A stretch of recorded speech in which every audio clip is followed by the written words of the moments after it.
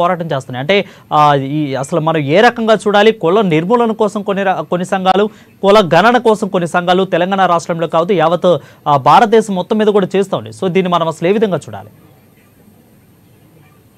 నమస్కారం అందరికీ. నమస్కారం, చెప్పండి సార్. ముఖ్యంగా ఈ కుల గణన అనేది ఈ బీసీ వర్గాలు ఎక్కువ క్లెయిమ్ చేస్తున్నాయి. ఎందుకంటే ఈ బీసీ వర్గాలు దేశంలో ఉన్నటువంటి జనసంఖ్యలో 53% మేము ఉన్నాం కాబట్టి మాకు అన్ని విషయాలలో మాకు రిజర్వేషన్స్ అనేది ఉండాలి అని, మాకు న్యాయం జరగాలని వాళ్ళు గత కొంతకాలం నుండి వాళ్ళు ఉద్యమం చేపడుతున్నారు.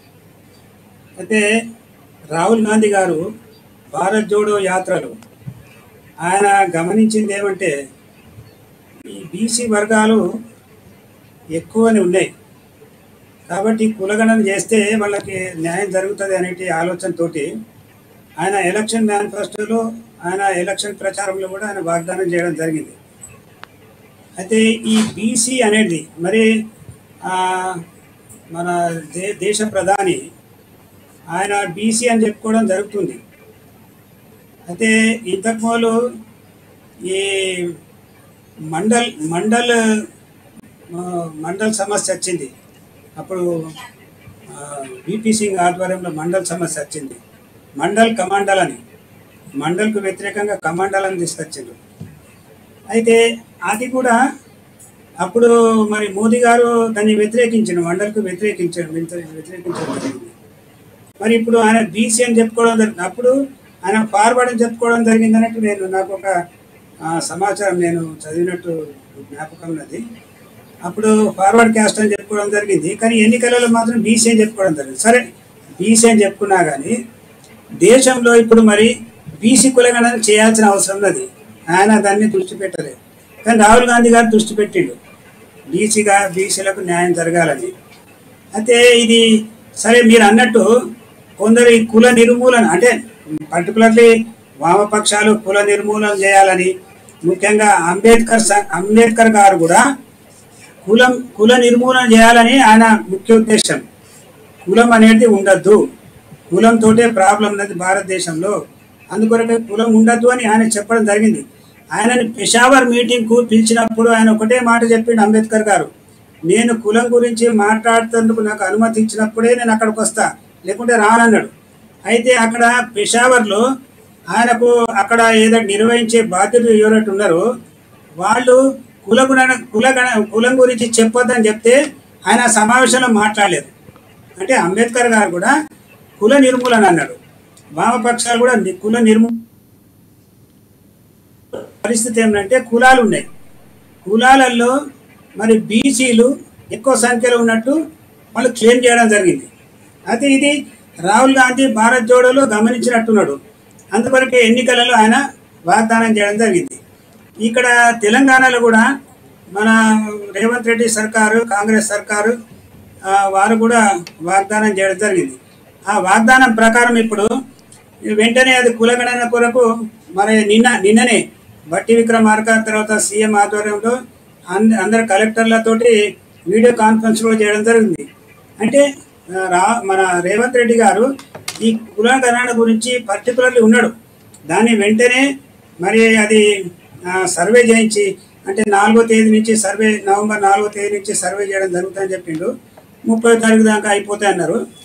అయితే ఈ సర్వే కంప్లీట్ అయిన తర్వాత తెలుస్తుంది, అంటే ఈ బీసీ వర్గాలు ఏదైతే క్లెయిమ్ చేయడం జరుగుతుందో మేము 53% కంటే ఎక్కువ ఉన్నాము, మాకు ఈ కావాలి అన్నట్టు, దానికి తగ్గట్టు ప్రతిఫలం కావాలని అడుగుతుండ్రు కదా, ఆ విషయం మనకు తేలిపోతుంది. అయితే భారతదేశంలో ఎన్నో కులాలు ఉన్నాయి. ఇప్పుడు ఈ బీసీ కూడా ఇప్పుడు మన తెలంగాణలో, మహారాష్ట్రలో, మిగతా రాష్ట్రాలలో డిఫరెన్సెస్ ఉన్నాయి. అక్కడ మహారాష్ట్ర నుంచి ఇక్కడికి వచ్చిన ఆయన బీసీ, అక్కడ మహారాష్ట్రలో ఫార్వర్డ్ క్యాస్ట్ ఉన్నాడు. అంటే ఈ విధంగా అంటే ఉన్న ఈ పరిస్థితి ఉన్నది. సరే ఏమైనప్పటికీ ఈ 53%, 53 అండ్ అబోవ్ % బీసీ వాళ్ళు క్లెయిమ్ చేస్తున్నారు కాబట్టి సరే న్యాయమే.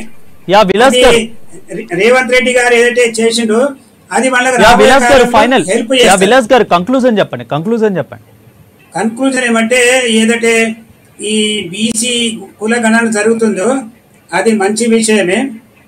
అది రాబోయే కాలంలో కాంగ్రెస్కు హెల్ప్ కూడా చేస్తుంది. అది రేవంత్ రెడ్డి సర్కార్ ఏదంటే రాహుల్ గాంధీ ఏదంటే వాగ్దానం చేసి నాట్ ఓన్లీ విలాస్ గారు నాట్ ఓన్లీ బీసీ ఇక్కడ కులగణన అంటే ప్రతి ఒక్కళ్ళ కులాన్ని కూడా లెక్కిస్తారు కదా, నాట్ ఓన్లీ బీసీ.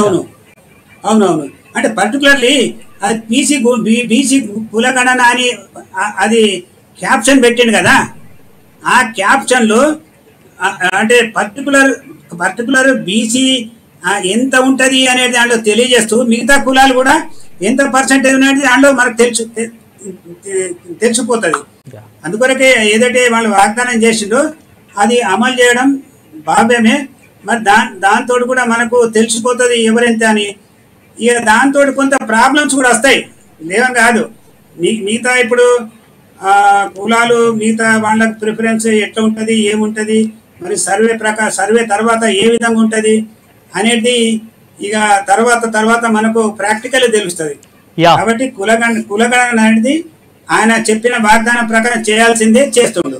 వెంకటస్వామి గారు కంక్లూజన్ చెప్పండి.